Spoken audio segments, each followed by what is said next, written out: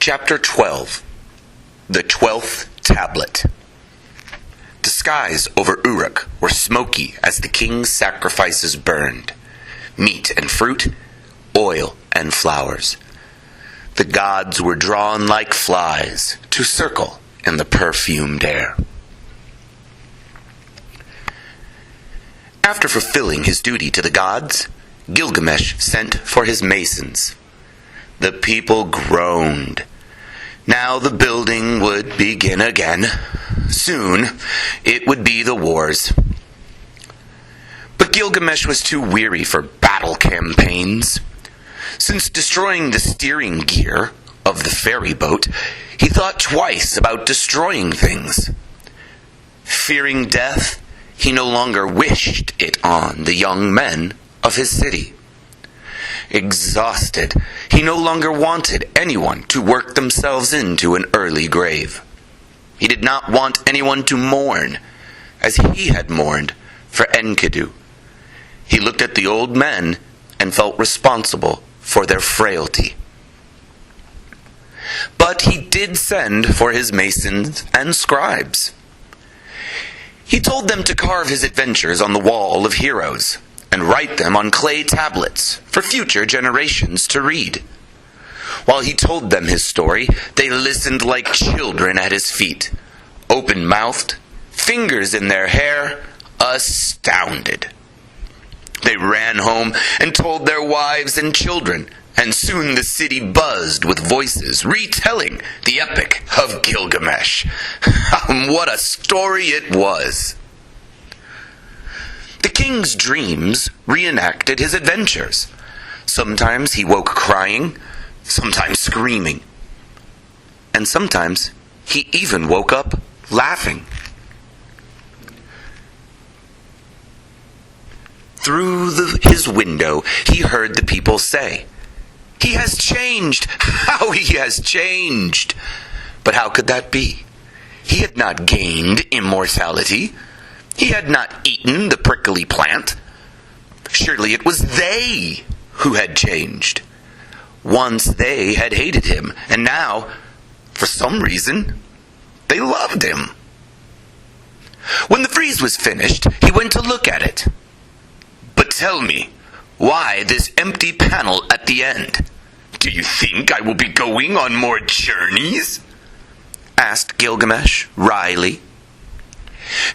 No, sire, but begging your pardon, sire, that panel is to show your funeral." Gilgamesh rocked as if he had been struck. He returned to the palace and asked to see what his scribe poets had written. They brought him 11 tablets.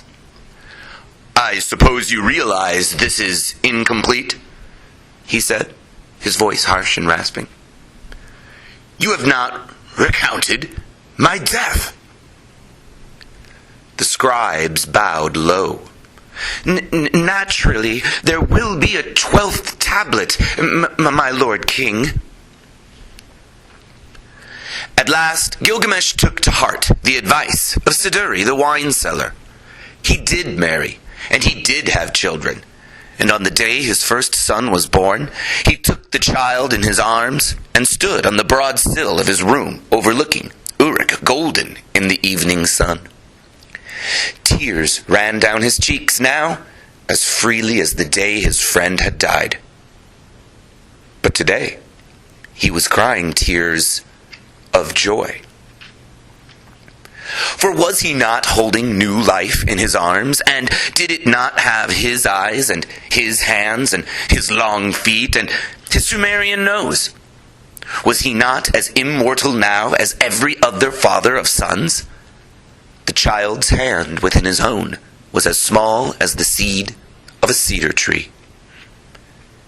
He called the child Prince Enkidu.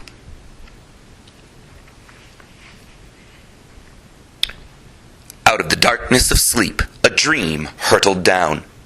A meteor tailing a light, and an axe lying in the street. The meteor was fame, the axe, his fate. They were heavy to carry, but no one else would have even tried to pick them up. As it was, Gilgamesh did such things, dared so much, learned such wisdom, conquered such fear, that his name outlived the gods themselves. Long after Enlil and Anu, Ishtar, Ea, and Shamash had been forgotten on the plain of two rivers, the fame of Gilgamesh lived on. He was Gilgamesh the mortal, Gilgamesh the friend, Gilgamesh the father, Gilgamesh the hero, Gilgamesh the coward, Gilgamesh the wise man, Gilgamesh the fool. Everyone wants to leave their mark on the world, and he left a mark as big as a meteor crashing to earth. As they carved on the 12th tablet, he walked through darkness, and so glimpsed the light.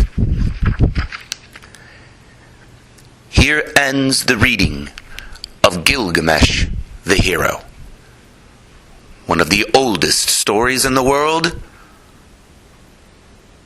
and it's about many things that still matter to us today: friendship, fame, courage, happiness.